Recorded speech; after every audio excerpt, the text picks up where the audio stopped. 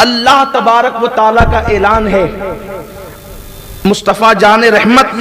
صلی اللہ علیہ وآلہ وسلم فرماتے ہیں کہ اللہ تبارک و تعالیٰ اپنی ذات کی قسم اٹھا کے فرماتا ہے، قسم ہے مجھے اپنی عزت و جلال کی، جو صلہ رحمی کریں گے میں ان کی عمر میں اضافہ کروں گا، ان کے مال میں برکت دوں گا اور ان کے گھر ہمیشہ آباد رہیں گے۔ رشتہ داروں کے ساتھ اس نے سلوک کرنے والوں، اپنا اپنا مت دیکھو، اپنے بچوں کا صرف مت دیکھو کہ صرف میں میرے بچے، نہیں، اگر اپنے گھر کی آبادی چاہتے ہو، اللہ کے رسول فرما رہے کہ اللہ نے قسم اٹھا کر کے فرمایا کہ جو صلہ رحمی کرے گا میں اس کا گھر ہمیشہ آباد رکھوں گا، موت کے وقت اس کی سختیوں کو آسان کر دوں گا،